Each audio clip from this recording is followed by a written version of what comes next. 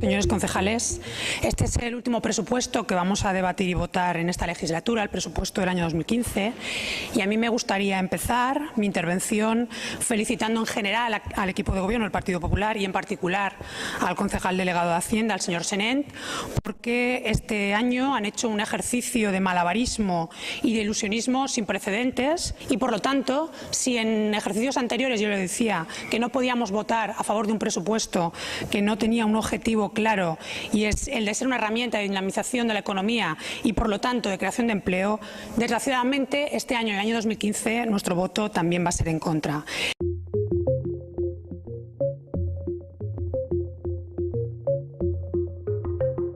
Este presupuesto para ustedes es austero, así lo recoge tanto la memoria de alcaldía como el informe de intervención. Para nosotros, para Esquerra Unida, no es austero, es un presupuesto que está obsesionado por la reducción de deuda, las transferencias que en principio se tendrían que destinar por parte de la comunidad autónoma a educación y cultura.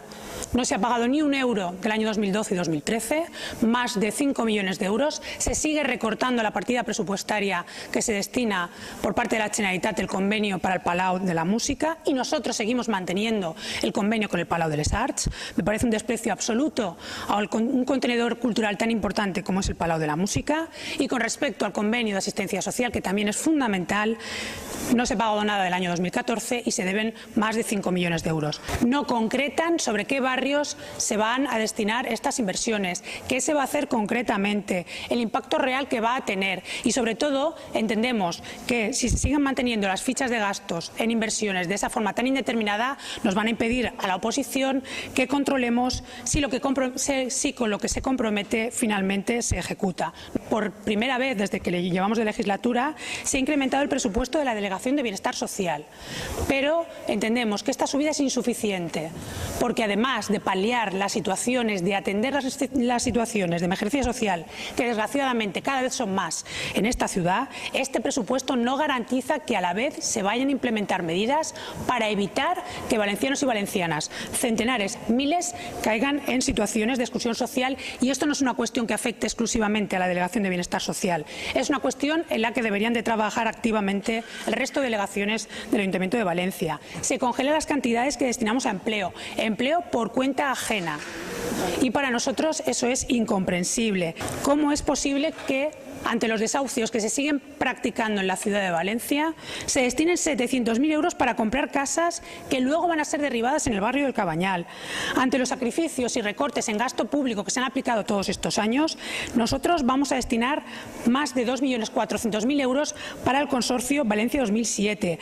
Ante la subida del IVA cultural, el cierre de Canal Nou, congelamos las ayudas a las artes escénicas y algo que es de traca, señor Senén, la cuestión del teatro musical. Incrementamos la partida presupuestaria. Yo les hago una reflexión. Ha sido una cuestión vergonzante, un error, ha sido un desastre. ¿Por qué no se plantean cambiar el modelo de gestión? Ir a una gestión pública, o por lo menos permitir que las asociaciones de profesionales del sector puedan gestionarlo. Desde el año 2011 la plantilla de personal era de 6.272 plazas, de las cuales había ocupadas 5.277, y en el año 2015 hay 5.757 plazas, de las cuales hay ocupadas 4.827. El número de plazas solo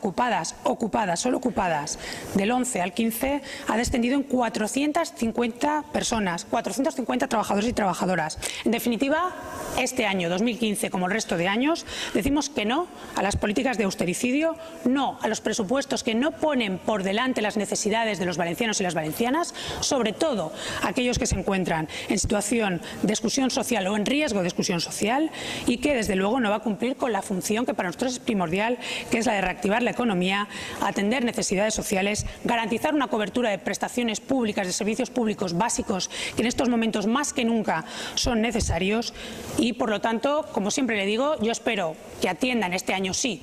las reclamaciones que seguro plantearemos al presupuesto del año 2015 y que nos ayuden a hacer un presupuesto más justo, más solidario, más equilibrado, en definitiva más social.